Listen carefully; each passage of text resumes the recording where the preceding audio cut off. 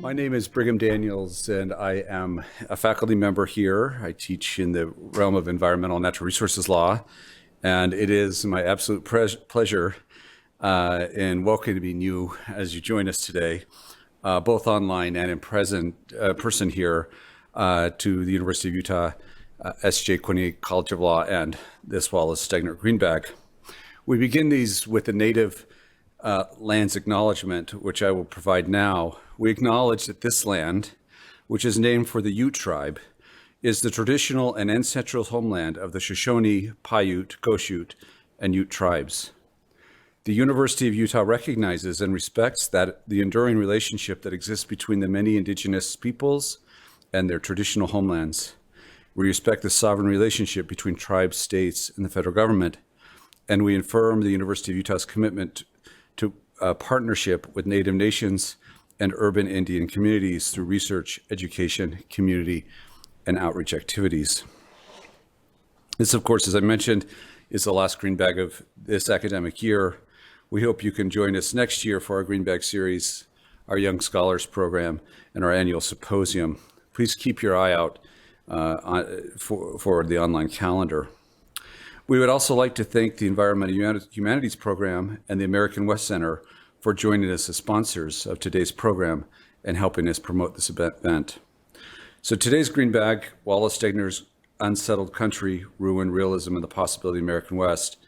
We have the three co-authors here today to talk to us. We have Mark Fiege, the Wallace Stegner Chair in Western American Studies at Montana State University, Leisl Carr Childers, Associate Professor of History, Colorado State, Fort Collins, and Michael Lansing, Professor of History, Augsburg University, Minneapolis.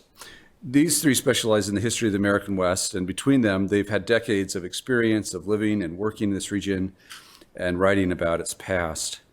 Among other works, Mark is the author of Irrigated Eden, Making the Agricultural Landscape of the American West.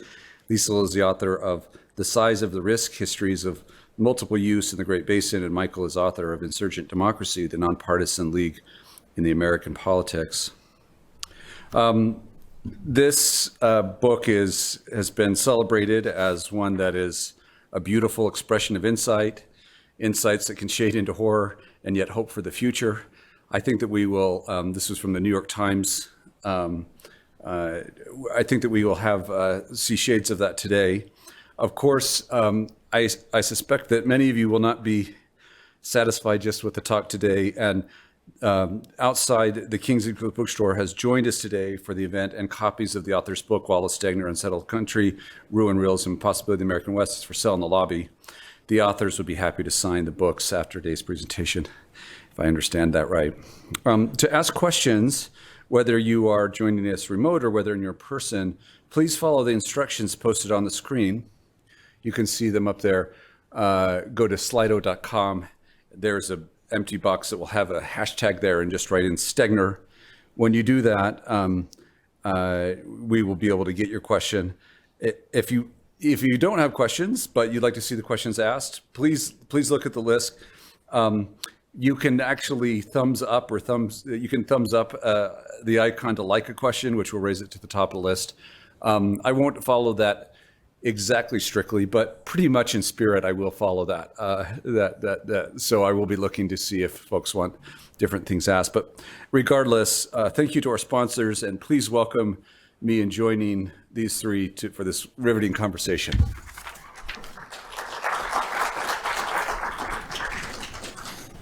Howdy, everybody. Mark Fiege here. Thanks for coming to this event. And I want to give a shout out to all of the people who are listening in remotely. It's really a pleasure and an honor to be here to talk about Wallace Stegner and ideas about him. Thanks, Brig, for introducing us. We have a lot of thanks to give.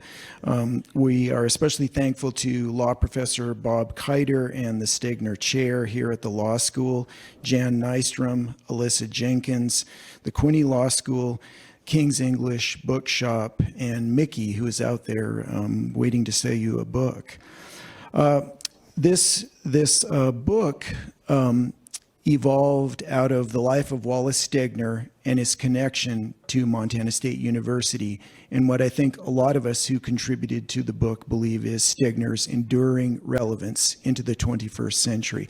So Stegner was born in Lake Mills, Iowa in 1911. He died in 1993 as complications from an auto accident in Santa Fe, New Mexico. Well late into his life, Stegner developed a very special relationship with the school that I work at now, Montana State University, Bozeman. 1987, Montana State gave him an honorary doctorate, and that started a very warm relationship between Stegner and the university. 1992, Stegner came back and delivered what is now seen as the university's inaugural Stegner lecture. Stegner, by that time, had prompted faculty members, notably Corky Britton, philosophy professor, and a friend of his, Susan Heinemann, to begin raising funds for a Stegner chair. So before Stegner passed away, he was aware that the university was going to establish a Wallace Stegner chair in Western American Studies. After he was gone, his wife Mary donated $25,000. The first occupant of the chair was T.H. Watkins, Tom Watkins, a noted biographer and conservationist. So when I assumed the chair in 2016, I was pretty intimidated.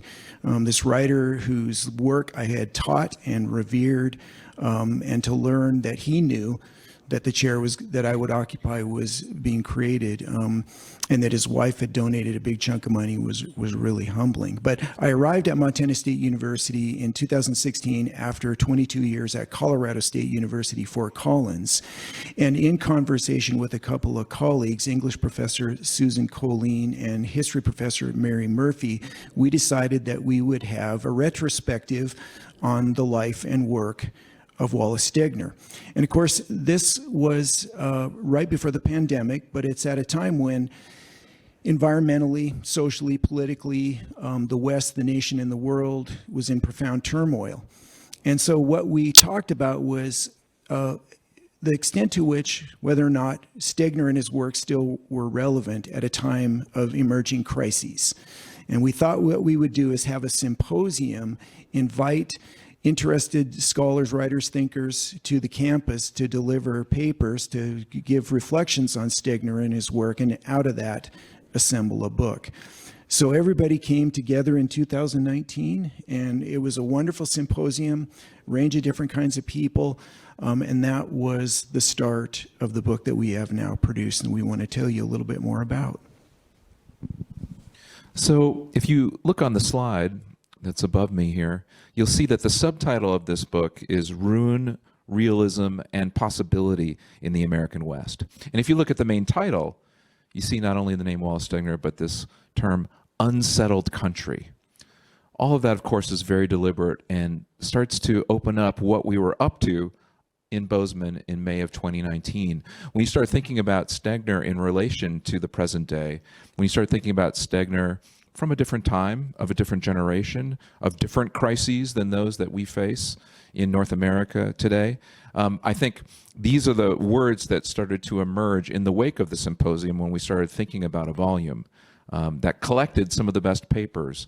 And of course, our authors continued to work on those papers, trying to think and rethink. And you all know what happened after May of 2019, right? Obviously, the pandemic in the spring of 2020, the very complicated presidential election later in 2020, the murder of George Floyd by Minneapolis police officers in May of 2020, and of course, the insurrection at the U.S. Capitol in early 2021. And so our authors were not only asked to think about this, this work of Stegner, all of Stegner's works really, in relation to the crises that we knew about in May 2019, but were revising their essays, working alone and together through the other crises that followed.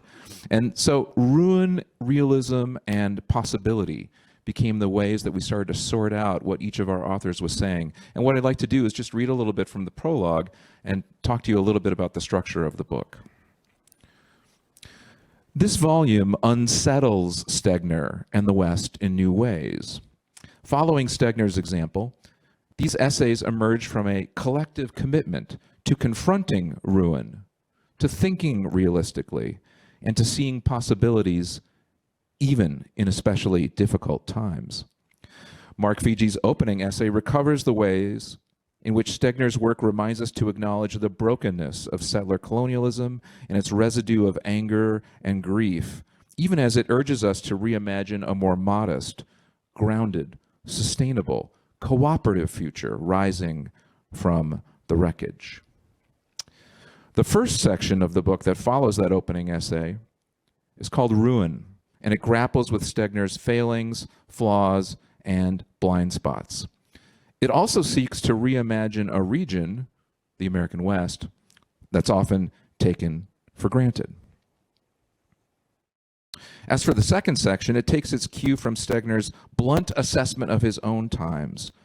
It's called Realism, and it questions myths and tropes that Stegner and his admirers perpetuated. And the authors in that section explore many of those related issues. And finally, as Stegner showed, the West contains the seeds of alternative futures arising from the ruin that characterizes much of the region.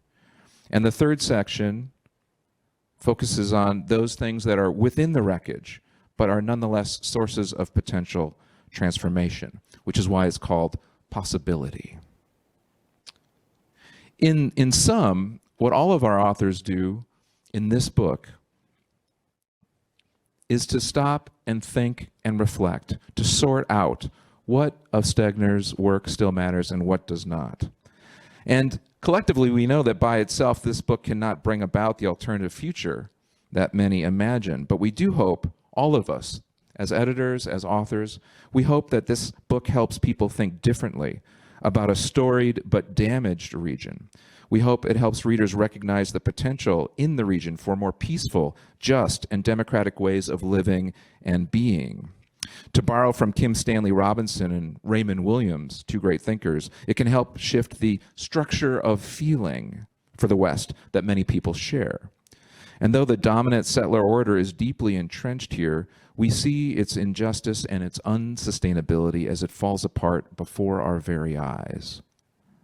We believe that this book can help to collectively unsettle the region and point us in the direction of the better future that is possible. So let me tell you a little bit about the contributors to this volume. They are as diverse disciplinarily as the perspectives they present. Some of us are historians, like the three you see up here, but some are literary scholars. There's a geographer, a legal scholar, and an analytic philosopher who contributed to this volume. We specialize in biography, environmental history. There's a National Park Service employee featured in this volume. There's a climate scholar or two, and a handful of public land scholars. But what we built together is this collective community that tackled the issues that we saw arise in our conversation at the symposium, and then again as authors of these essays. We were looking and seeking ways into Stegner, ways through Stegner, ways around Stegner, ways underneath Stegner. I am not a Stegner scholar by training, but yet I found my way to Stegner through this process, and others are Stegner scholars who explicated things that they had not thought of before. A couple other nuggets for you. Some are emeritus, some are young scholars. I'm married to one of the scholars in the volume. That was a debacle, by the way. Try editing your spouse's stuff. Don't do that. I don't recommend that. And the variety of career paths that we'd chosen, I think, enriched this particular volume of essays in a way that nothing else could. So Wallace Stegner is a very famous writer, and most people know him for the beauty and the power of his words. Won the Pulitzer Prize 1972 for a novel, Angle of Repose. National Book Award. Very famous essayist. One of the pieces that people still read and give them inspires them today is The Wilderness Letter, a reflection on the meaning of wilderness. He was a reluctant conservationist, he called himself. He really wanted to be a novelist and to be known for his art, but he found that out of principle and his devotion to public lands and their integrity, that he got involved in the conservation movement. So Stegner was very well known, and he still is very well known. And our purpose in writing this book, however, was to not revisit the obvious, that the guy really did know how to write, and he wrote very beautifully. Our purpose was try to assess what's his value to us now as we look forward from our own present and try to sort out the problems that are confronting us. So my contribution in a section called Openings kind of sets out the field, introduces Stegner, and offers my thoughts on Stegner as a means of setting up Leisl, Michael, and all the contributors. And my essay has the same title as the book. What's new about what I said about Stegner? I'd say there's maybe a couple things new that I say about Stegner. One is the context of his life. I set Stegner in not only a Western, but an American and a global context. If you think about the past 500 years of history, this is the most earth-changing, tumultuous time that people have ever known. This global movement of empires out of Europe, around the world, the expropriation of native lands, the relentless extraction of resources and the organization of that extraction for capitalist accumulation. Stegner came at the very tail end of that great movement, which one historian called the Great Land Rush. So Stegner experiences all of that tumult from his little corner of the American West and up in Canada, in Saskatchewan. So that part of it, I think, is something that's fresh in understanding Stegner. I think that Stegner's works were an effort to come to grips with the fallout, with the damage that process wrought on all kinds of ordinary people. The two books that I focus on the most are The Big Rock Candy Mountain, which is an epic family saga of going after the main chance in the American West and failing and experiencing brokenness and ruin. The other one, which is so powerful to me, is his book, Wolf Willow. And these books, I think, were an effort on Stegner's part to cut through the disorderedness, cut through the uprootedness of life, cut through the brokenness and ruin to gain a sense of self, to find meaning in the midst of all that. So that was one thing I did. I think the other thing I did that was unusual is I made a kind of serendipitous intellectual move. And to help reframe Stegner, I turned to the work of the revolutionary ideologist Frantz Fanon and his classic work, The Wretched of the Earth. And Fanon has a powerful statement about what he calls settler colonialism. Settler colonialism is all of the ideas, the languages, the practices employed to try to get the land from native people and turn it over to the colonizers. So I think it was unusual that I did that. And I found reading Fanon and his book, The Wretched of the Earth, it helped me think about Stegner's life, the contradictions and pathologies that he wrote about from a very deeply intimate personal level.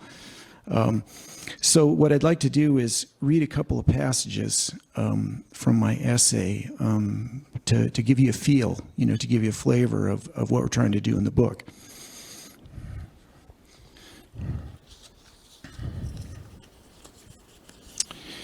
Here's Frantz Fanon. And when I first read that book, Fanon, of course, was Afro-Caribbean. He was from Martinique. He was a Frenchman, too. He fought in World War II. He went to medical school and became a psychiatrist. he moved to Algeria and sided with the Algerian revolutionaries. And he was an example of something you might call the outsider who comes to stay. And that outsiderness to all of the different layers of humanity through which he moved gave him a particular perspective on the human predicament. And one of the chapters in his book that most moved me was titled Colonial Wars and Mental Disorders. And he was deeply sympathetic, first and foremost, of course, to the colonized Algerians.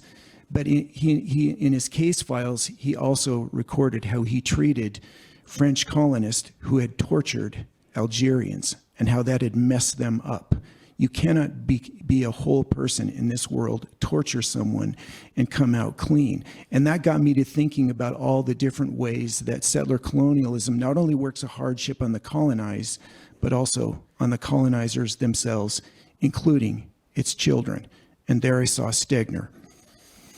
It might be going too far to assert that The Big Rock Candy Mountain is a post-colonial novel, but we should entertain that possibility because of what it suggests for our contemporary struggles. The psychiatrist and revolutionary ideologist Frantz Fanon, in The Wretched of the Earth, published in 1961, summarized the self-centered, domineering confidence of the typical settler story. The settler makes history, Fanon wrote. His life is an epoch, an odyssey. He is the absolute beginning. This land was created by us. He is the unceasing cause. If we leave, all is lost, and we will go back to the Middle Ages. Although Fanon had in mind French and British colonialists, his description fit well enough what Stegner in North America labeled a frontier myth, and in which words such as savagery, barbarism, and night stood in for the Middle Ages. Stegner wrote the opposite of such a fantasy. In The Big Rock Candy Mountain, settlers do not make history, they are unmade by it. Their lives are tragic, not heroic and glorious. Their corruptions, pathologies, and defeat mark a sad end. If not a post-colonial novel conventionally defined, The Big Rock Candy Mountain at least ruptured the frontier myth and described in excruciating detail the reality behind the illusions and pretensions of settler colonialism. Stegner's world broke apart, and from the shattered pieces of unsettled settlers, he composed a novel of considerable authenticity and emotional power. We live amid those fragments yet, and their number and mass have grown. Stegner's spirit summons us to acknowledge and grieve for the shards and give voice to the truth that the world we have known and imagined is wrecked and gone. All of the contributors, we're professors, right? We're intellectuals, we're historians, we're scholars, and yet there's a deeply personal side to the contributions of everyone in the book.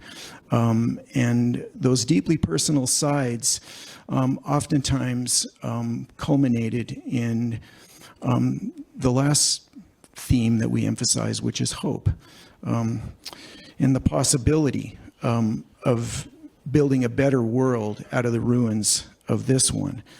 So here's my own personal reflection on that matter and how I got to it through reading Stegner. When I first read The Big Rock Candy Mountain a long time ago, I had no clue that it would affect me so deeply. Like a gut punch, it caught me off guard, bewildered me, forced me to confront unpleasant realities.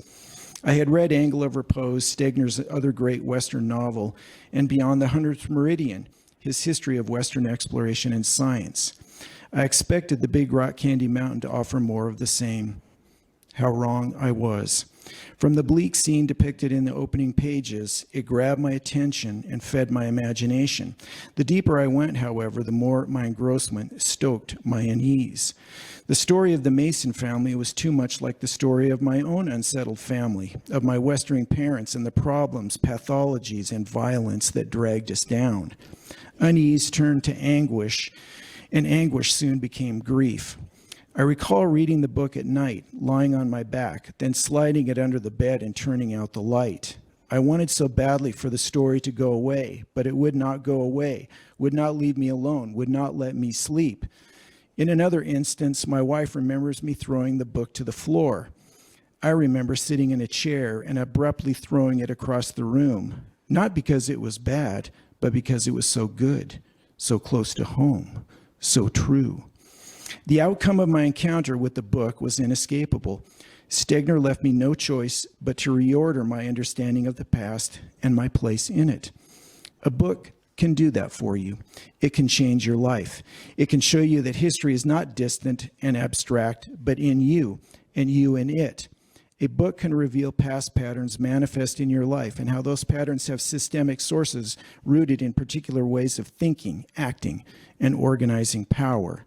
A book can make you recognize and resist silence and the injustice, inequality, and violence that it perpetuates.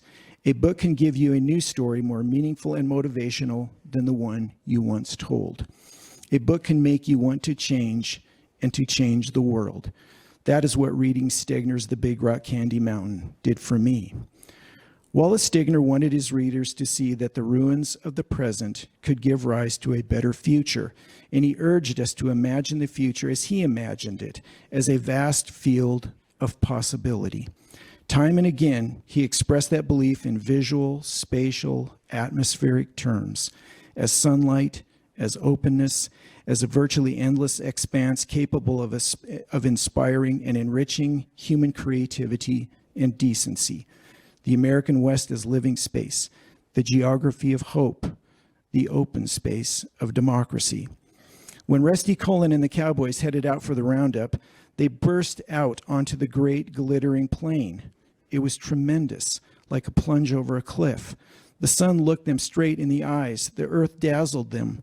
Over and under and around, above, below, behind, before, the Englishman felt the unfamiliar element, a cleanness like the blade of a knife, a distance without limits, a horizon that did not bound the world, but only suggested endless space beyond. Can we pause just for a second? Mark, can you give us some ideas? I mean, it's odd to me in my review of Stegner's work that so many of the stories are so depressing and the characters are so troubled. But the thing that Stegner cited for are these, this is the home of hope, or I mean, it sort of the quotes that come out of them don't really match the stories. And I mean, I'm thinking about the challenges that we're facing in the West, whether it be climate change or, great species disruption. And I would just like you to just reflect a little bit. Are there enough shards? Is there enough hope in those shards for you to kind of pick them up? Or Leisl, do you want to take that question? It looks like you are all deciding that that's the case. We're gonna racket this ball back and forth, I think. So I'll talk a little bit about my contribution with Emeritus Professor Adam Sowards. He was at University of Idaho. He is now a local journalist and independent writer in Washington, which means he doesn't have students, which is good. I'm looking forward to that day. No offense to my students, at least not yet. We had a conversation about hope that was pinned to Rebecca Solnitz's book, Hope in the Dark, but obviously pulled in elements from Stegner's Geography of Hope. Our contribution is strange. If you are familiar with how history essays are written, this is not a history essay, although it is a history essay, but not really, because we literally went back and forth. The introduction to that piece, let me just read that real quick because it's just a little paragraph. Please do. This is our author's note on method. We wrote this as a conversation over 5 months preceding the Wallace Stegner Symposium held in May 2019, and then revised it in the months afterward, relying on new insights gained from other presentations and subsequent conversations. One of us wrote a section, shared it with the other, who then responded and extended the thoughts and ideas. Although we considered revising the conversation into a traditional essay, we elected to maintain the back and forth element in part because we believe Stegner valued the give and take of ideas, and in part because its vitality is more evident in this particular form. The richness of our discussion took us down unforeseen paths, and the conversation is as revealing as our conclusions. What Adam didn't know in our back and forth is that I had become obsessed with the origin of the geography of hope phrase, and realized pretty immediately that Stegner didn't know what he meant when he wrote it down. He had no idea. It was a really great turn of phrase, and we've used it prolifically, but he threw it down loosely. And that made me mad. It made me a little angry because I wasn't sure what he was applying it to. So he was hopeful in wilderness. He was hopeful in the idea that public lands could be more than just wilderness, but could have this long-term resonance with the American population. He hoped, I think, that we would understand public lands as having a relational and aspirational component. He hoped that the American West was somehow part of that, although public lands are not all the West. The West is filled with public lands. But what I don't think he hoped for, and this is where I take a swipe at Ed Abbey, I don't think he hoped that rugged individualism and narcissism out in the middle of the desert would carry the day. That's what I don't think he hoped for. So we were talking about Solnit and the geography of hope, but what we were really talking about is, and if you read the essay, you'll see, it's basically how we relate to each other and public lands through this idea of aspiration, relationality, and then pinning it to a final hope going forward, which is not the same as optimism. I think you can already tell that this book is full of surprises. I mean, think about what you've heard from my colleagues, the intensity of the personal stories, thinking through Stegner, not just as a professional, but in a personal fashion. Frantz Fanon, Rebecca Solnit, these big questions around hope, the question of, well, how applicable is Stegner? That still hangs. That's what every one of our authors grappled with in these different and creative ways. Not only did they come from these diverse kind of intellectual backgrounds and approaches, but even the very forms of the essays themselves, as you just heard Leisl say, differ.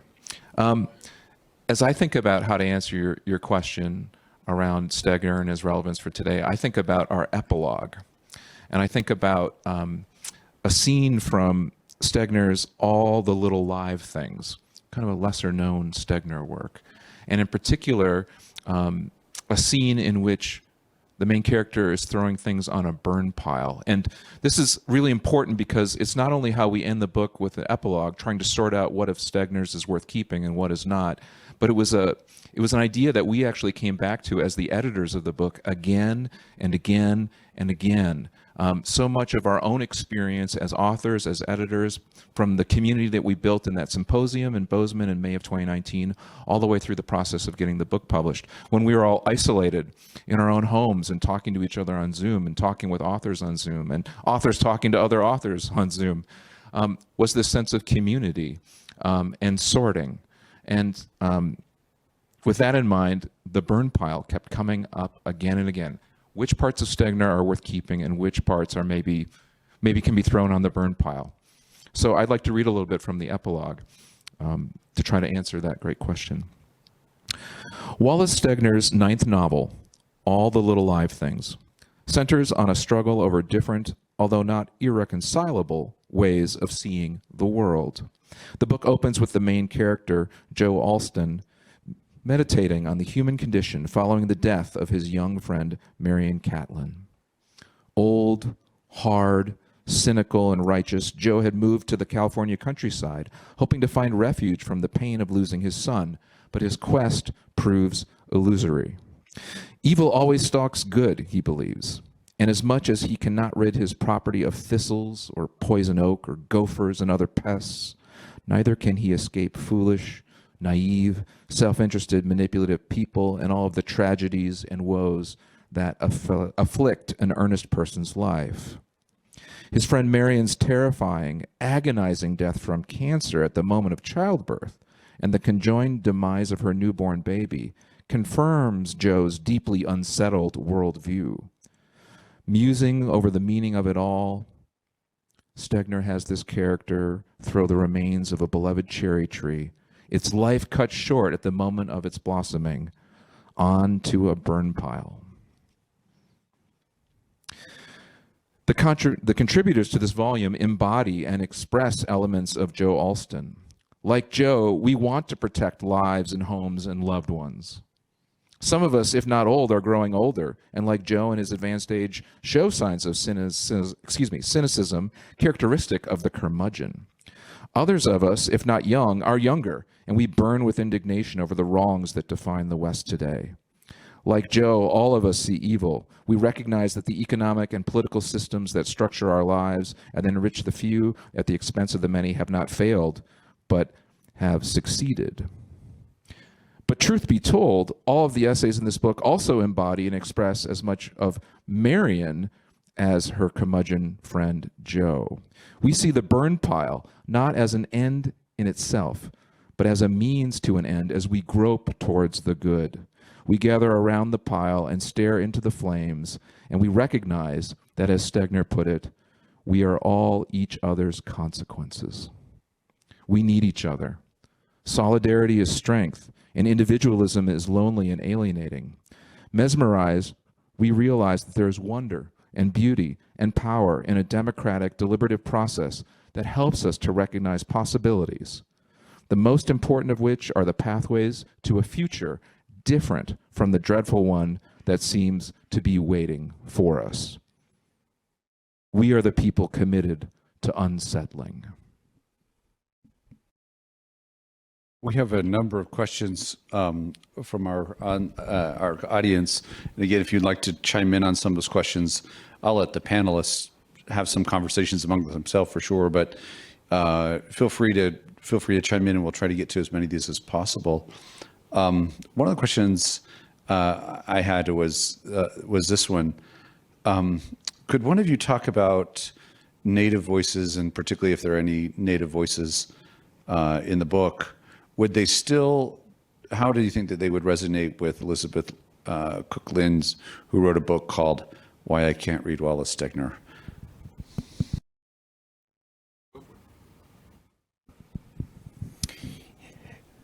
Our book, unlike the overwhelming majority of books on Stegner, set out to be critical of Stegner. We didn't feel there was any point in trying to present Stegner as perfect or whatever.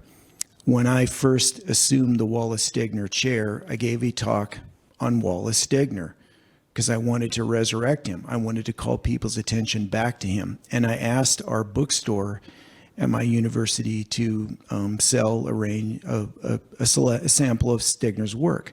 But I also asked them to sell copies of Elizabeth Cook Lynds' Why I Can't Read Wallace Stegner. So I don't think this is something that we should try to avoid.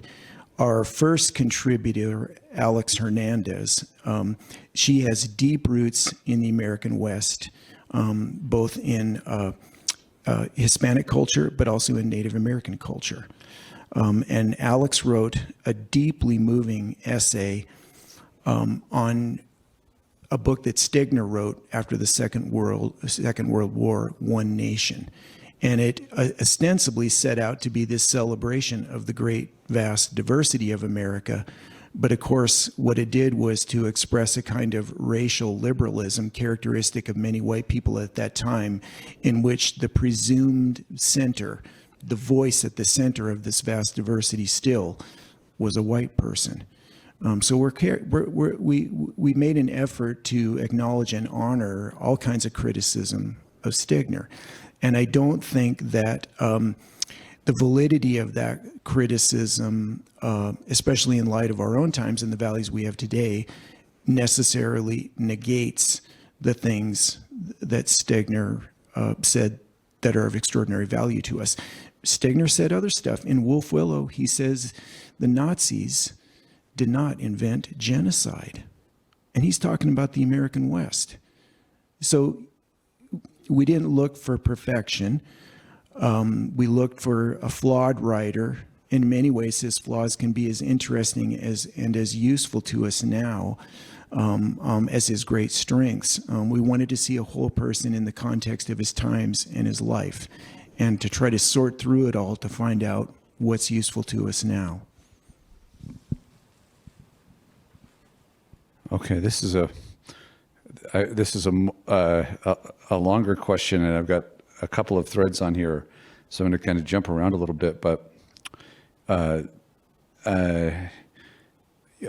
it starts out with the assumption, or the reality, that Wallace Stegner's stories frequently feature a rural landscape, and so does your book cover.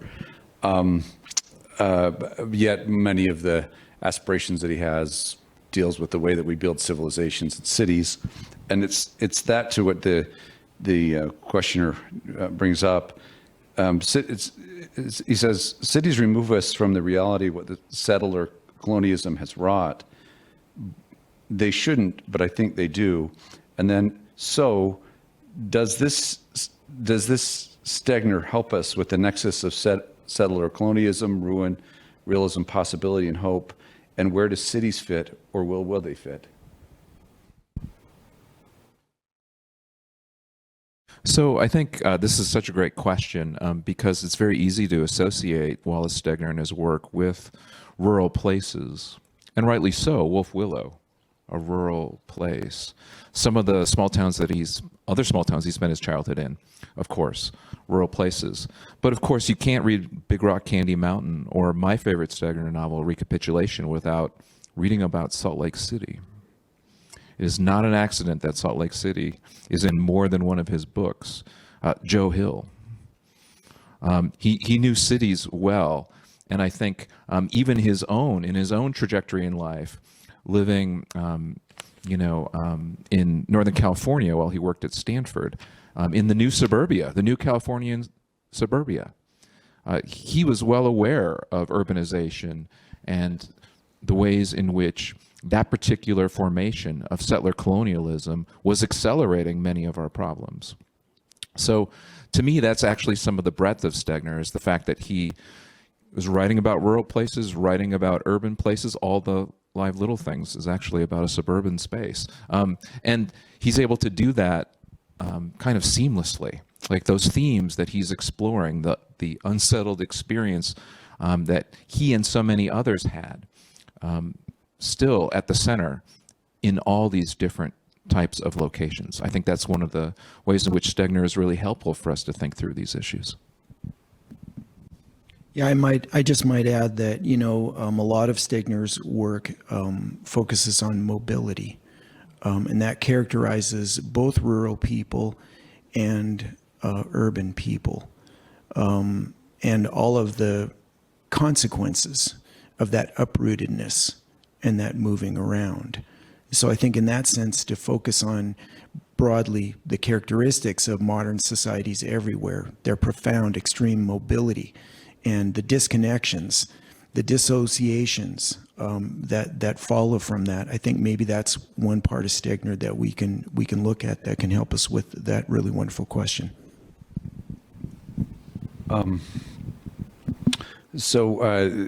One of our questioners said, would any of you care to channel Wallace Stegner and maybe project what his voice would tell us we ought to do given the great challenges facing Great Salt Lake?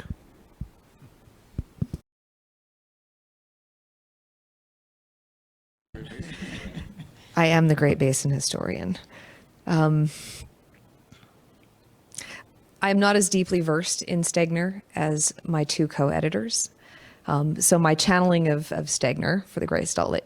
Understood. Yeah, okay. Will come from, I think, this disappointment that he would have with the way in which there's a very short-sightedness towards the draws of water that have caused the Great Salt Lake to be depleted over time. The cautionary tale has always been the LA Aqueduct, the Owens River Valley, and Owens Lake. Seeing that happen, and I know the Great Salt Lake goes through climate cycles. It'll have higher levels, lower levels. I lived in Layton, Utah during one of the higher levels between 83 and 87 and saw Kaysville flood and the area where my church was located flood in Clearfield.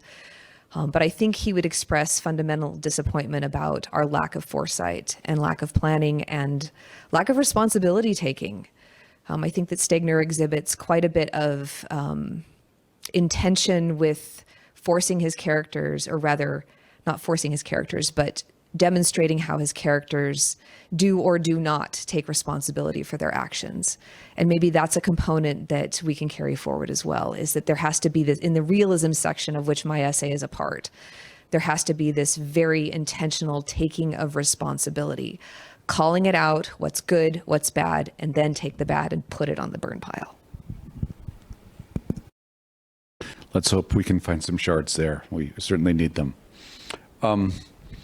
Here are another set of questions. This one comes from Ralph Becker. How do you compare this discussion about Stegner with his mentor, Bernard Devoto's view of the West?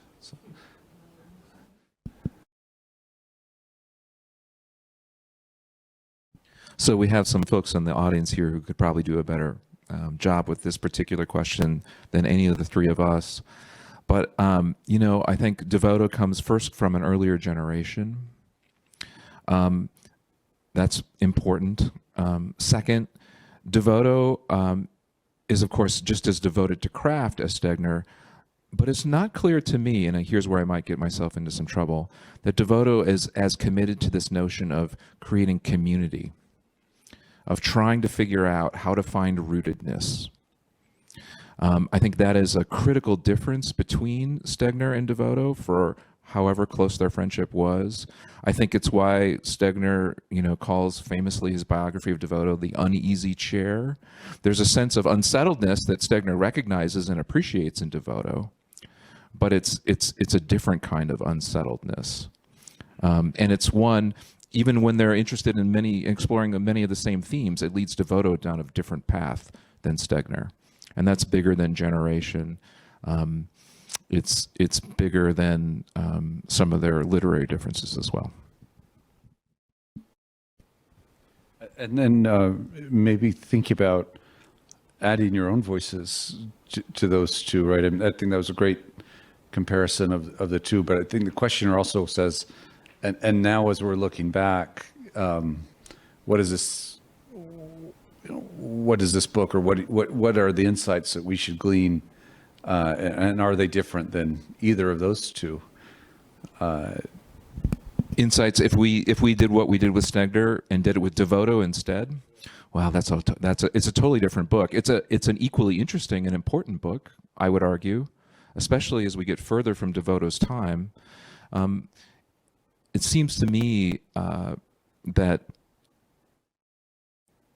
I'm really going to go out on a limb here. I think for Devoto, he would be chastising us. I think Stegner would be talking about responsibility and we're being short-sighted, but I think Devoto would be poking us and saying, here in the basin, the Great Salt Lake, like, come on, people. And then he would be connecting back to Utah's past and pulling out the threads that led us to this point as a community. He would be provocative in a way that Stegner would be a little more careful about. Fascinating. We have a couple questions that deal with geography and political geography. Maybe you can take both of them and maybe see which of you want to speak to. So the first is, some Western states, Montana, for example, have some vestiges of progressivism in a historical sense. Other states don't. Does the book deal with this significant political shift?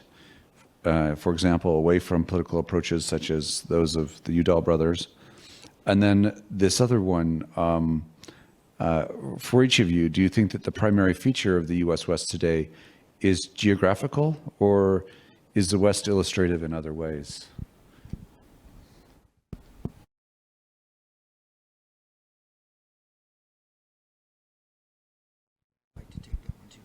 Yeah. So one of the contributors, Michael Childers, to whom I am married, if in case you were wondering about that, a lot of people are not going to like his essay because it's provocative and because it's about James Watt, and because there is obviously because he's talking about Watt, there's a political element. Childers reinterprets this concept of America's best idea, why Stegner wrote it, the context in which it was written, and what happened with James Watt. And without giving too much away, besides the fact that you're not going to like it, I think he's going through what I have always appreciated about this essay throughout its development is the bravery with which Childers takes a new look at Watt that makes us see him as a person and not as a trope for politics. So I'll leave it at that, because you got to read it. Maybe one way to think about that question is to go back in time to a moment, the early 1970s was, when Stegner was really at his high point. Pulitzer Prize that year. That year, Montana held a constitutional convention. And out of that constitutional convention, 50 Democrats, 50 Republicans, they produced one of the most progressive state constitutions in American history. It guarantees every Montanan the right to a clean and healthy environment. It has a much broader Bill of Rights than the U.S. Constitution. It has a requirement of American Indian education for all. The preamble is beautifully written. It's stunning. It's inspiring. I would say it's Stegner-esque. So I think that Constitution still endures. The Republican supermajority and the right-wing Republican governor intend to dismantle that Constitution. But if we want to rewind the clock to a moment where you had a version of what Stegner was trying to advocate for, which is some sense of connectedness, the open space of democracy, that kind of thing, it was that constitutional convention. It recently had its 50th anniversary, and they produced a bunch of oral histories and documentaries on it, and I don't remember the names, but in one part of one of the documentaries, there's this really aged guy who's clearly on the political right, and he talked about the moment when they had drafted the Constitution and it came time for them to sign it or not. And he talked about how he was there with a liberal Democrat Montanan, and they were sizing up what they had written, and she burst into tears. And he said, when she burst in tears, I realized she didn't get everything she wanted. I didn't get everything I wanted. I signed that document.